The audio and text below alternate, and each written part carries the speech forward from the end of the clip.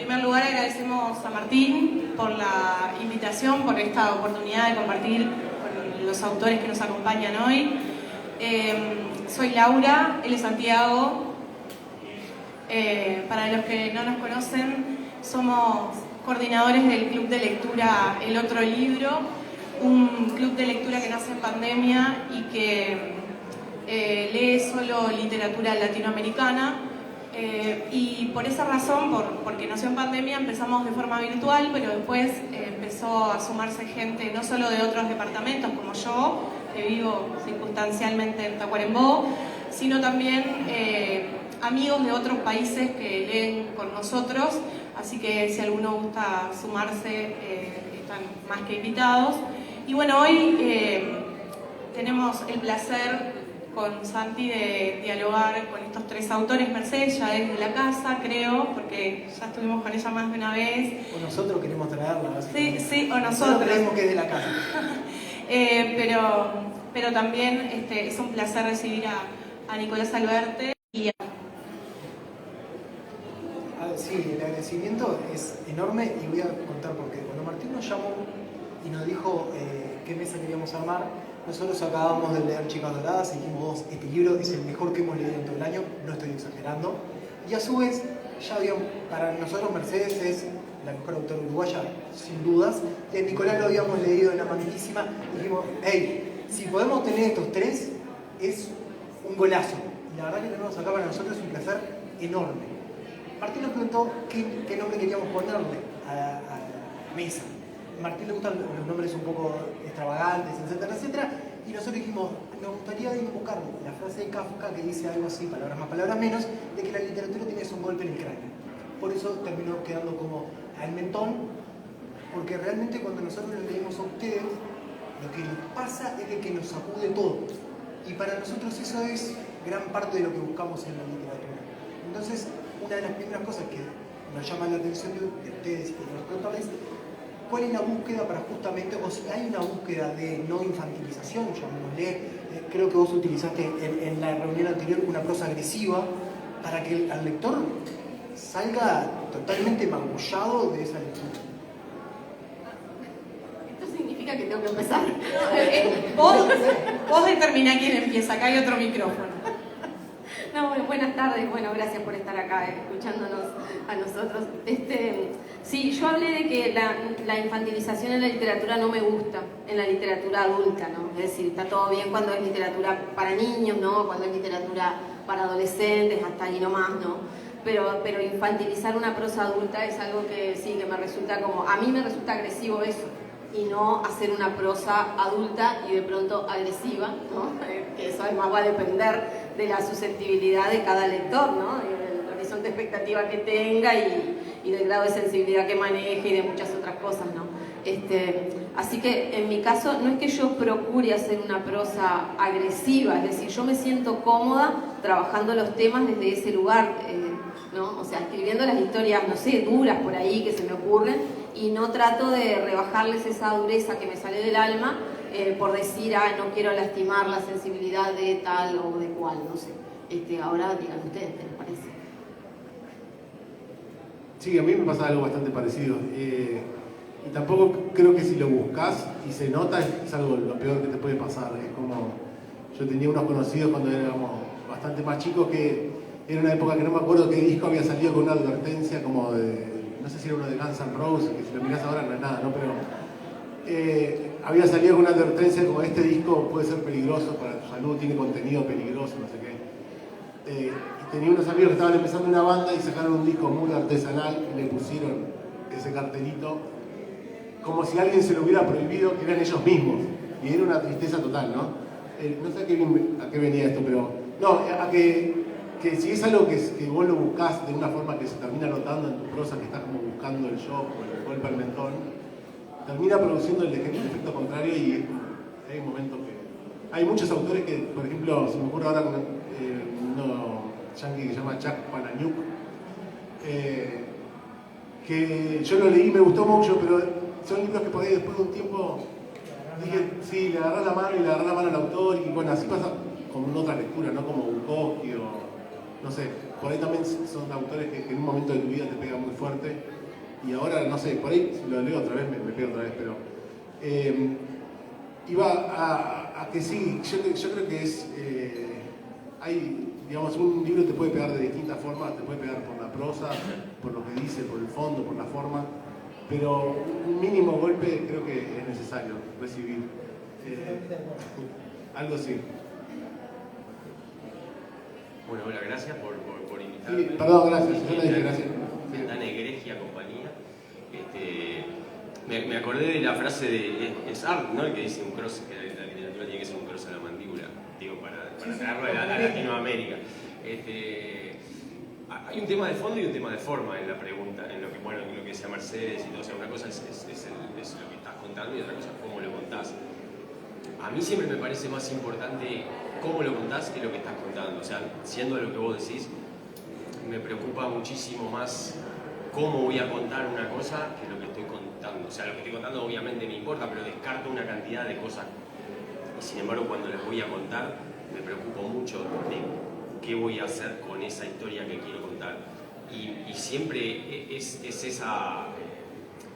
el código que voy a utilizar para contar cada historia, que para mí es lo fundamental y lo que tiene que ser ese cross a la mandíbula, obviamente, que es algo que no se logra casi nunca, ¿no? Pero bueno, no sé si respondí. Sí, obvio, sí. Nosotros habíamos pensado que mucha de esa incomodidad se genera más que nada en la prosa de ustedes, en lo no dicho, ¿no? Sí, recién hablabas del cómo y del qué. A nosotros nos llama mucho la atención de sus libros, y aclaro porque son 2 libros de cuento y una novela, que comparten eso, el del cómo. ¿Cómo escriben ustedes? Muchas veces aquello que más te repele está en lo no dicho, en lo que no está escrito. Pienso, por ejemplo, en el cuento que comienza sobre el actor porno que son como escenas. Lo no dicho es lo que te resulta más chocante. En las charlas del gobernador con las niñas no pasa nada, y pasa todo en ese sentido. En el último cuento del libro de Mercedes de Pino Blanco, que se llama Temporada de Descanso, también lo que te deja los pelos de punta es lo que no estás describiendo. Es justamente lo que el lector termina asumiendo que pasa. Entonces, la pregunta va por 2 lados. Uno, que creo que es un agradecimiento, es de que nunca subestiman al lector, porque justamente en el espacio de lo no dicho es donde el lector se toma el trabajo de llenar esos blancos. Y otra vez vuelvo a las formas.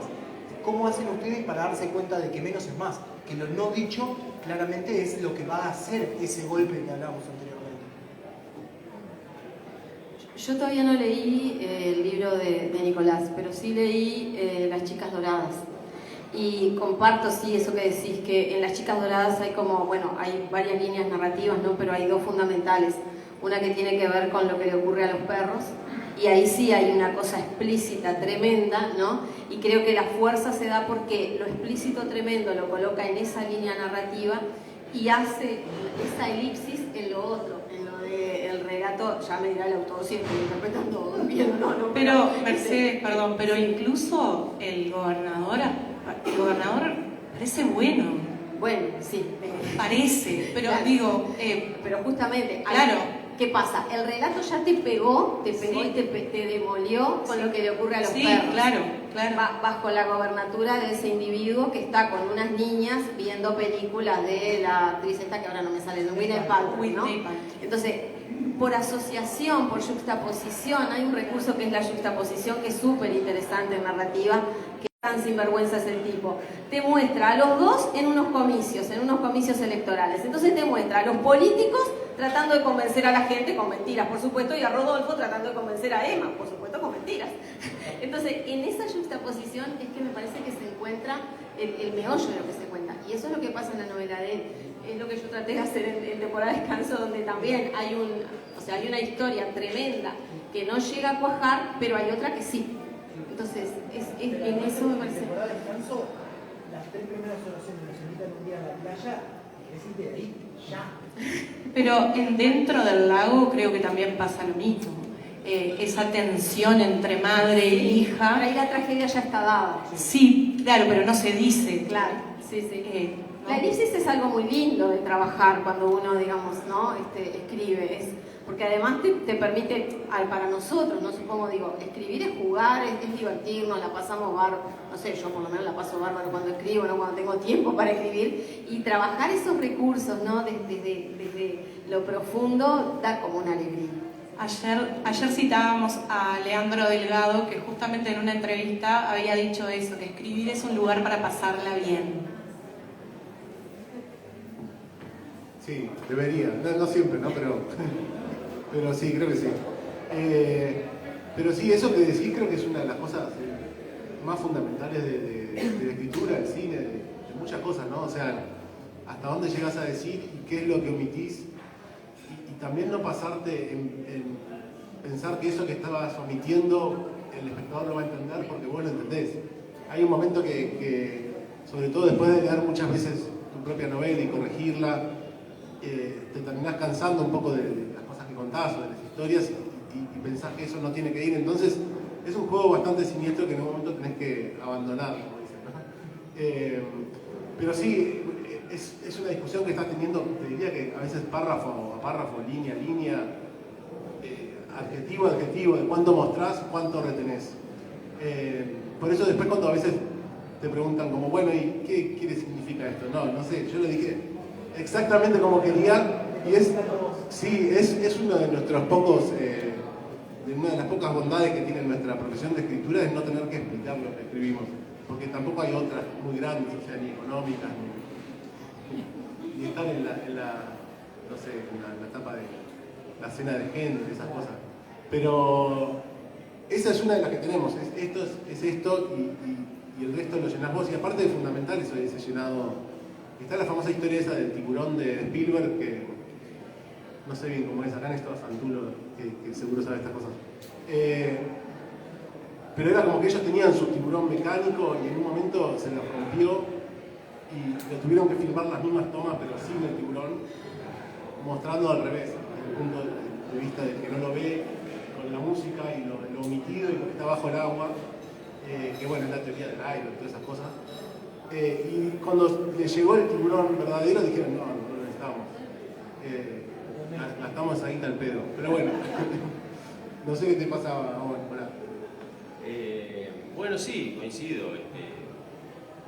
Hay una cosa que es que a mí por lo menos me pasa que lo que decían ustedes de divertirse, a mí cuando la cosa empieza a resultar aburrida para mí, ya viste, cuando no pasa nada, es verdad lo que vos decís que no se puede ocultar demasiado al lector porque si no se cae el tinglado, pero también a mí yo lleno de cosas que de repente hay lectores que las ven y hay otros que no, y a mí no me preocupa eso, o sea, hay gente que de repente no ve todo lo que yo quise decir, pero por ejemplo en ese cuento que vos mencionabas, yo no conté que él había tenido una crisis psiquiátrica, sino que lo hice a través de una lista de visitas al psiquiátrico, y en esa lista de visitas hay personajes que después van a aparecer, pero quizás no todos los lectores se dan cuenta quién son esos personajes que después van a aparecer en esa lista de visitas, o cuánto tiempo estuvieron o qué hicieron en esa lista de visitas.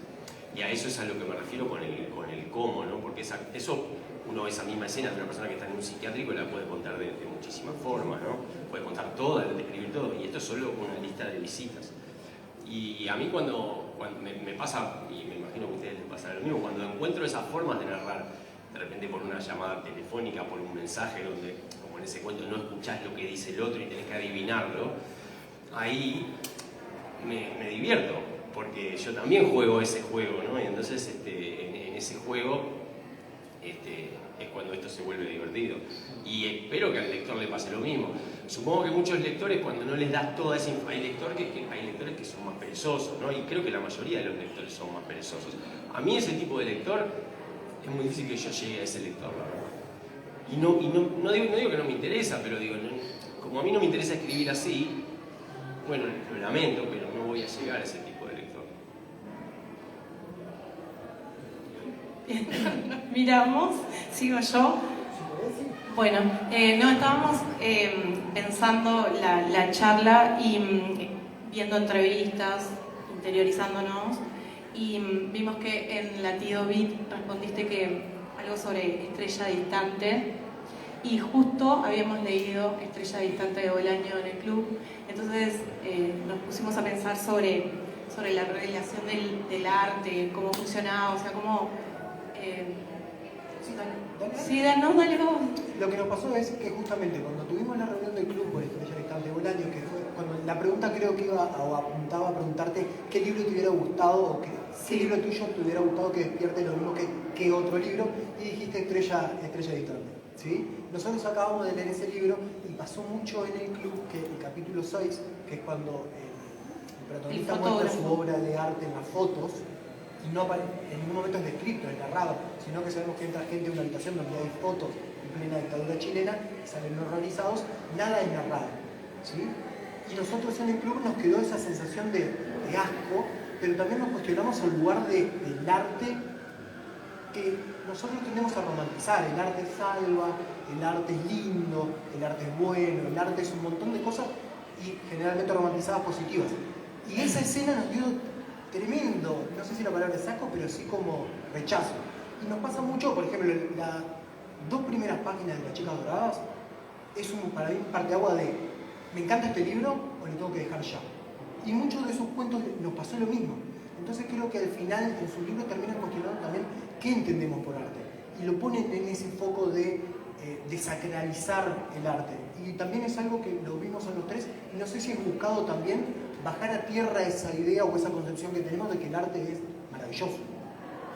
Y cómo aparece, por ejemplo, en una empresa llamada La Humanidad, cómo aparece explícito el arte pictórico, por ejemplo, y recién decías, yo no busco ese lector, y es decir, nosotros hay una exigencia al lector directa porque tenés que ir a buscar, o sea, no alcanza con la reproducción de la imagen que está acá ni con la lista que está al final, sino que te dan ganas de salir del libro, ir a buscar más información y tal vez después volver para completar, ¿no? El no perezoso, digamos, pero sí.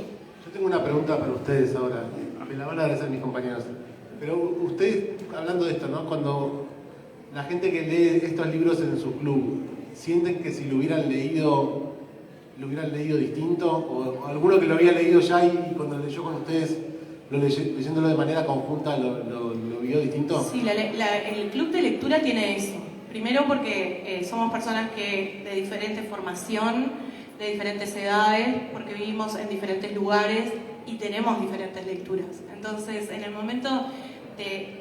por ahí viene alguien diciendo, a mí no me gustó, y después dice, bueno, capaz que tengo que volver a leerlo. Ahí hay integrantes del club, nos pasa siempre, y está gente del club A Quemarropa, que estuvieron antes también, pasa siempre eso en el club, es hermoso, se generan discusiones interesantísimas, y bueno, nos pasó una vez incluso que a nadie le había gustado el libro, y a alguien sí. Vas a tener que dar nombres. Sí, bueno, Guaco Retrato de Gabriela Wiener, ¿no? Sí. Y entonces, Por suerte no es de acá, de Uruguay. no, si fuese uruguayo no le iba a decir, tranquilo. Pero sí, se generan discusiones interesantísimas y enriquece muchísimo. Compartir, hacerlo colectivo, enriquece la lectura, sin dudas. Igual somos muy curiosos y la mayoría son lectores que se exigen, o sea, van a buscar y hacemos conexiones con otras lecturas, con películas, o sea que es muy enriquecedor.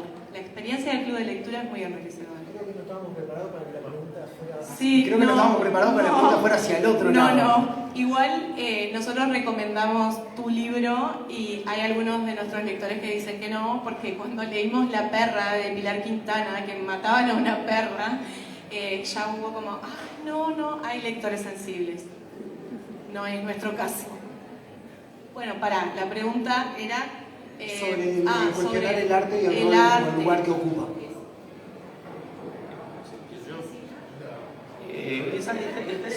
Esa frase de Foster Wallace famosa de que la literatura que a él le interesa es la que calma a los ansiosos y pone ansiosos a los que están en calma, ¿no?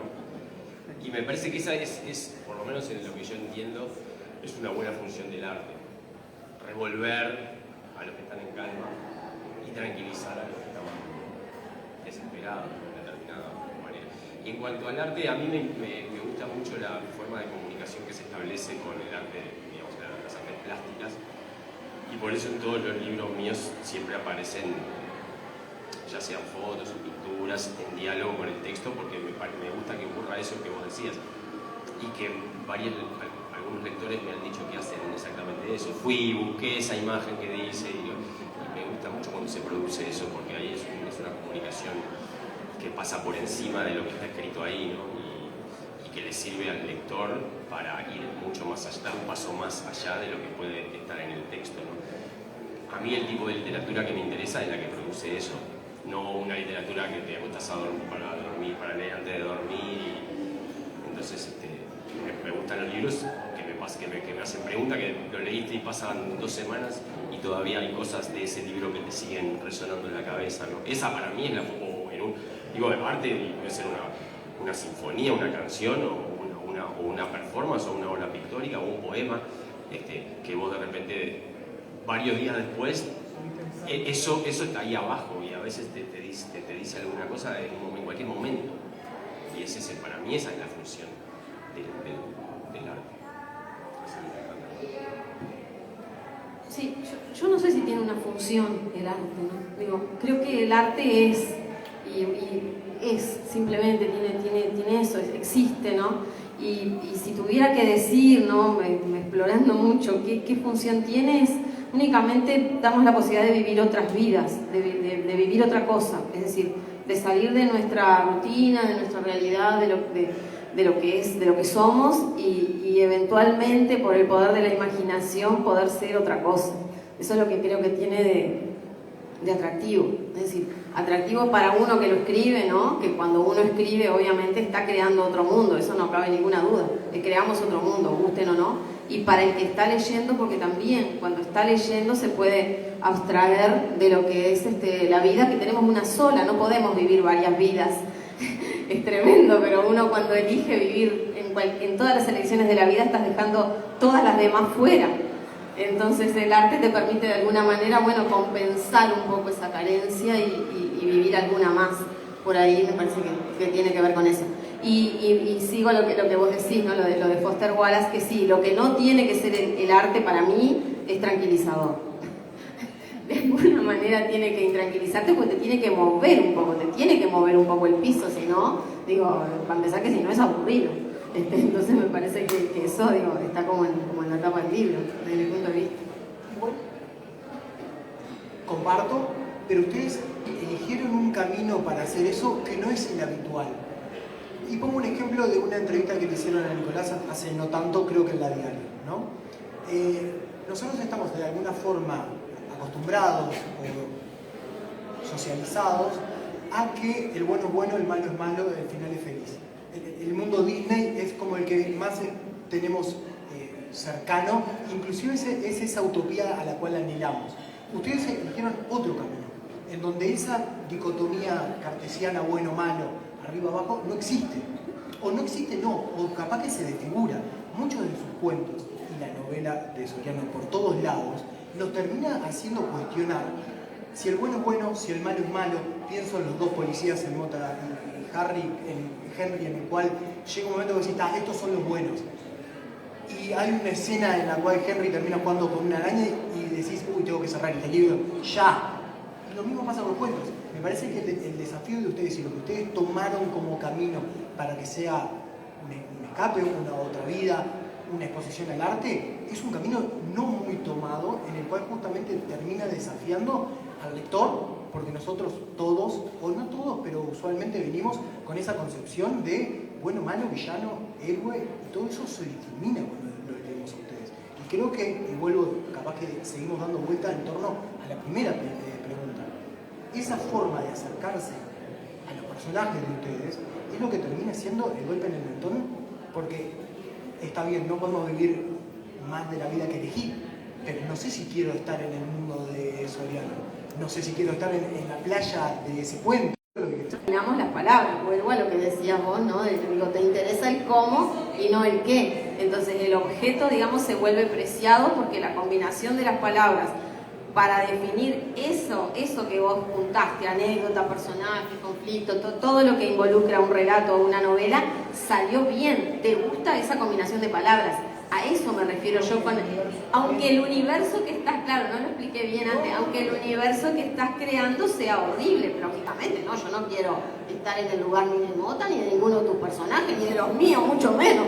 O sea, no, claro, en ese lugar no quiero estar, pero sí en el lugar de la creación de esas palabras y de esos universos que de alguna manera, aunque sean horribles, son atractivos, porque ese es el punto. Ese universo, digamos, perdón que no hable tuyo porque no lo leí, pero justo el lo leí porque me lo dieron en el cultural, y claro, y obviamente esa combinación de palabras está brutal, o sea, esa combinación de cómo cuenta la historia está brutal. Entonces yo siento placer cuando estoy leyendo eso, aunque por momentos diga, ay, que igual mi nivel de sensibilidad está arriba, o sea, digo, los perros empalados no me echaron para atrás. Pero quiero decir, aunque pasara eso, ¿no? Porque digo, para no hablar de nosotros, ¿no? Cuando lees American Psycho de Bret Easton Ellis, ¿no? Que es terrible, es una novela espantosa. Y sin embargo, está tan bien hecha que vos estás disfrutando lo bien hecha que está la novela, aunque digas, yo no quiero encontrarme con Patrick Bateman por nada de este mundo. Pero es, ¿no? Es así.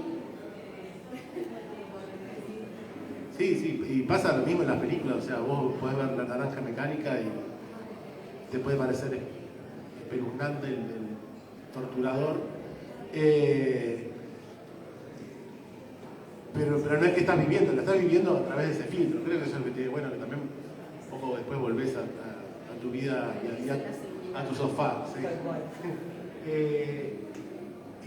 Y sí, yo creo que la clave también es querer un poco a tus personajes, por más que vos de entrada pienses son el bueno o el malo de la historia, que está muy desdibujado, obviamente, como decías vos. Pero si vos, digamos, lo narrás desde su lado, hay momentos que también que el lector empieza a hinchar un poco por ellos. Y te pasa acá o te pasa si mirás Los Sopranos, o sea, vos terminás queriendo a cualquiera de los Sopranos, por nombrar una palabra, narrada desde el lado de los mafiosos, de los malos. Si la narrás esa misma desde el lado de la policía, te va a pasar otra cosa, pero entonces es bueno eso de en un momento ponerlos de tu lado y después, cuando ya están de tu lado, hacerlos sentir o pasar o hacer cosas que al lector no le gustan. Entonces ahí revolvés un poco más con eso. Yo pienso que lo que pasa es que no hay buenos, o sea hay un señor que quiere mucho a sus hijos y los cuida y después es un narcotraficante, pero de verdad quiere a sus hijos y de verdad los lleva a la iglesia y de verdad cree en Dios, pero es un narcotraficante. Pero eso pasa en la realidad. Y hasta un oficinista que es un oficinista, tiene la vida más anodina, pero engaña a su mujer y le miente, o una mujer que engaña a su marido. No quiero decir que eso sea malo, pero hay un lugar oscuro ahí, hay un lugar de mentira, que sería... Es muy difícil ponerse moralista, ¿no? O sea, todo el mundo es gris. No hay buenos y malos en la realidad. O sea, incluso antes de las películas de la Segunda Guerra, los nazis eran malos siempre, y ahora hay películas en las que no, pero cuentan cosas que era obvio, ¿no? Porque era la mitad del país. Bueno, que al final terminás empatizando con no voy a decir con Hitler, pero terminás empatizando con gente muy mala. Porque al final la gente llega... Claro. Dije, no voy a decir. Le voy a sacar de la corta. Y entonces, por ejemplo, Bateman, el de American Psycho, ese sí que es malo, malísimo. Pero como vos decís, la novela está tan bien escrita, pero por ejemplo en Naranja Mecánica, que también es una excelente novela y que es una novela que está escrita de una manera revolucionaria, hasta creando un lenguaje muy incómoda para el lector. No sé si más incómoda que la película, pero a ese nivel. Al final vos con el ¿cómo se llama? No me sale el nombre. Alex, al final cuando él le hacen todas esas cosas que le hacen, terminás diciendo, pobre loco, y el loco había matado, había violado, pero al final lo que logra hacer el tipo es que vos empatices con ese criminal y digas, igual es un ser humano, no sé, eso me pasa a mí, no sé. Entonces es muy difícil. Lo que estás diciendo tiene un poco de relación con el título del libro, ¿no? Una empresa llamada Humanidad. ¿Hay una construcción de esa humanidad? Obviamente, sí. Y hay también una... Bueno, pero es que, ¿sabés qué pasa? Que yo creo, y es más o menos de lo que quería hablar en el libro ese, es que pareciera como en este mundo de perfección al que estamos como aspirando con los algoritmos y la inteligencia artificial, en donde todo es perfecto, donde no se pueden decir incorrecciones, en donde hay que decir todo el tiempo hablar en eufemismo, se aspira como a una cosa de perfección que no es el ser humano, es un robot. Digamos, es un coso que está programado para el bien o lo que sea, pero eso no es el sujeto humano que yo conozco, el sujeto humano cartesiano, el sujeto humano derivado de la ilustración, el que creó casi todo el arte que nosotros conocemos. O sea, entonces, a mí me gusta esa imperfección. Me parece que esa imperfección es lo que dio las mejores obras de la humanidad. Entonces, por eso, y eso como cuando hoy se juzga a un autor, no voy a dar nombres, pero que ya murió hace 200 años, porque si el tipo estaba con una chica de 15 años o si el tipo se juzga eso, que es de otra época, es complicado meterse en esos territorios. Y digo cosas polémicas para que no se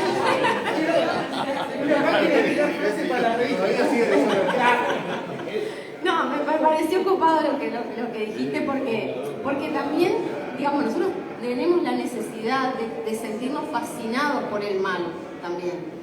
Porque digo, pero lógico, o sea, a ver, Aníbal Lecter nos encanta y era un tipo que comía gente y sin embargo vemos la película El silencio de los corderos, ¿no? Y nos sentimos fascinados por ese personaje y ese es el tema, o sea, porque siempre tienen algo, porque lo bueno de construir ese tipo de personajes es que algo le tenés que construir como autor que lo haga atractivo. Entonces, en algún lado el punto de quiebre ese tiene que estar. Entonces, me parece genial, me parece que nosotros buscamos inconscientemente eso. Sí, o sea, por lo menos nosotros somos testigos de eso porque nos pasó. A mí me pasó que Los perros empalados es terrible, pero yo tuve la necesidad de seguir leyendo, no me detuvo jamás. Me pasó, por ejemplo, ahora estaba pensando en Emilio era del tipo niño en el cuento Un estudio del estampado y después ¿sí, no? Sí. Y después en Una empresa llamada La Humanidad yo estaba todo el tiempo esperando que el narrador explotara ya. Estaba esperando, porque además es como que el principio del cuento me recordó mucho a Platero. Bueno, sí, claro, sí, porque sí, peludo, redondo, sí, claro. Y entonces yo decía, yo estaba esperando en cualquier momento que ese Platero redondo explotara de una vez. Y entonces, claro, o sea, es lo que empujó a leer. Yo creo que los lectores estamos, incluso una lectora, a ti que estaba preguntando por los lectores del club, me escribió y me dijo, ¿por qué escriben cosas tan horrendas? Y yo dije, no sé, a mí me gustan esas cosas horrendas, capaz que no soy la persona a la que le tenés que preguntar, pero creo que recién se estaba hablando en la charla anterior que pasan cosas más horrendas todos los días, entonces por lo menos acá están bien pensadas y bien escritas. Seguro. Me quedé pensando en lo que estaba mencionando anteriormente y pensé en esa frase de Twain que dice que prefiere el cielo por el clima y el infierno por la compañía. Bueno, va un poco por ese lado. Y una de las cosas que también nos llamó la atención es de que en el proceso de escritura de ustedes, más allá de todos estos universos que van creando, donde la violencia está, donde hay un montón de temas, también terminan teniendo habitualmente una crítica hacia el lugar que ustedes ocupan como autores. ¿Me explico? Hay uno de la presentación del libro, la presentación se llama, y hay uno que espera un autor que nunca llega. Pero en esa espera también hay todo un cuestionamiento del autor, que los pone a ustedes como autores también en un lado crítico en el cual decís, hey, pero están tirando no hacia atrás, pero sí palos hacia ese lugar que ustedes pertenecen. Me pregunto si tiene repercusiones una cosa así. Sí, el cuento de Alberti se titula Último asedio después de la conquista, ¿no? Que es ese en el que estábamos hablando. No sé cuál de los dos va a empezar, si Mercedes o... ¿Se sienten cómodos en eso de escribir sobre el lugar que ocupan a pesar de que no sea positivo? La presentación, por ejemplo. El autor, el crítico. El crítico. Yo pensaba en la presentación. Es un cuento en el cual todo el tiempo hay una señora que empieza un crítico que parte desde un lugar, si se quiere, desde un altar, y que termine siendo reducido a la nada misma. Que si yo extrapolo eso a la vida del autor, digo, uy, qué arriesgado esto. Bueno, después de escribir ese cuento, el día de la presentación de mi libro, dije, ojalá que Carlos Regerman no haga el papel que le hice hacer al que le presentaba el libro a la escritora, ¿no? Qué sé yo. Uno se tiene que reír también de uno mismo y que colocar también uno mismo en un lugar, digamos, expuesto, ¿no? Porque digo, si no, sería decir, uno no está en un pedestal, ni se siente más que nadie, ni es más que nadie. Entonces, cuando vas a poner como personaje a alguien que de alguna manera, porque nunca es del todo, no es un calco, el personaje nunca es un calco de uno, ¿no? Claro, entonces digo, bueno, también, claro, uno tiene que tratar de presentar, reírse de ese personaje o llevar a ese personaje al lugar, no sé, del cinismo, ¿me entendés? De la ironía, del sarcasmo, todo eso, como lleva a los demás personajes.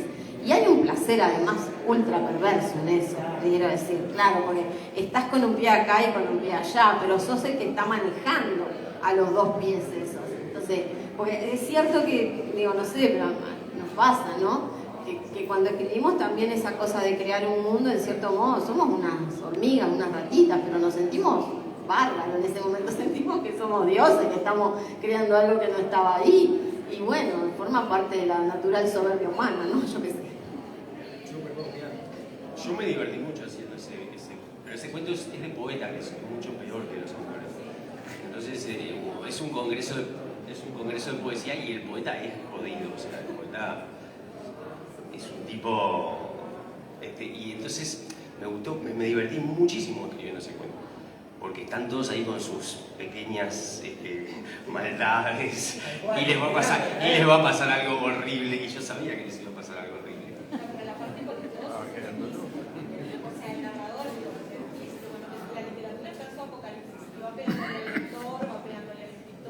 Pero que yo creo que la literatura está en su apocalipsis. Frase de vuelta. Yo creo, pero porque de la literatura de la que hablábamos antes, de la que, o sea, me parece que hay cosas, que hay otras formas de comunicación, como el cine, como la producción audiovisual, digamos, que son capaces de narrarla de una manera mucho más atractiva o entretenida, que la literatura se va quedando en un lugar que tiene que pelearlo, pero que va a haber un momento en el que los lectores, no sé, o sea, porque te vas a como esa inmersión en una realidad virtual en donde vas a reproducir la Ilíada, entonces vos vas a poder estar ahí en Troya peleando y sintiendo las cosas y vos vas a estar ahí, y después vas a leer la Ilíada en ese lenguaje tan extravagante. Entonces, digo, es un momento como por eso ese cuento, cada párrafo empieza, la literatura está en su apocalipsis y tal cosa. Entonces, pero también es una cuestión, pero lo que a mí me interesa es eso, es decir esta frase, es polémico, obviamente. El lector que la lee dice, no, qué tarado, ustedes mismos que están acá dirán, qué tarado, no es así. Pero bueno, es justamente lo que pensemos juntos, porque al final el párrafo dice, la literatura está en su apocalipsis. Pensemos en eso.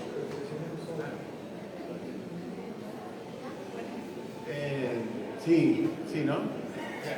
Está ahí, como graciando ahí, al final de algo. Si no la buscás, no le pones ganas, no es lo primero que agarrás a alguien. Ahora, no sé, yo veo menos gente leyendo en un monte que antes. Porque el teléfono está buenísimo, incluso podés leer lo que tenés en el libro ahí también. Pasa que terminás viendo un gatito siempre. Pero, porque claro, en el teléfono podés tener cualquier cosa, libros mejores que cualquiera de estos, pero están los gatitos.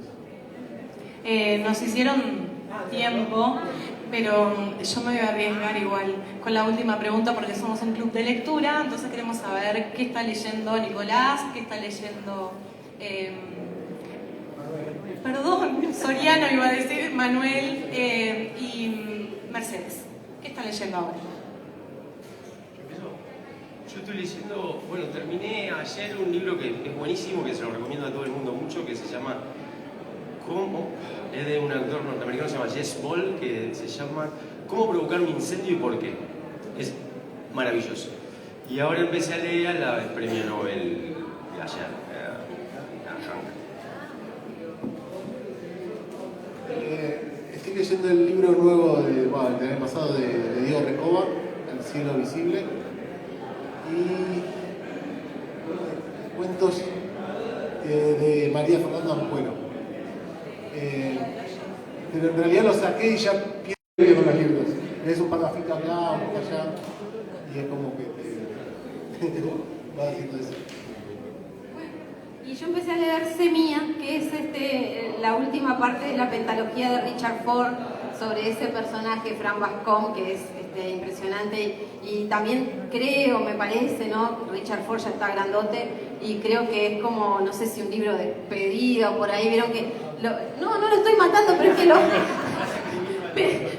pero es que los grandes están, yo qué sé, no sé, se murió Martinelli, suele pasar, se murió Paul Auster, qué sé yo, todos de alguna manera antes de morirse, justo escribieron libros, Cormac McCarthy, sí, justo escribieron libros poderosos, ¿no? Y se desprende con este cierre de esos 5 libros que es alucinante porque es uno de los grandes autores estadounidenses, no hay vuelta, y del mundo.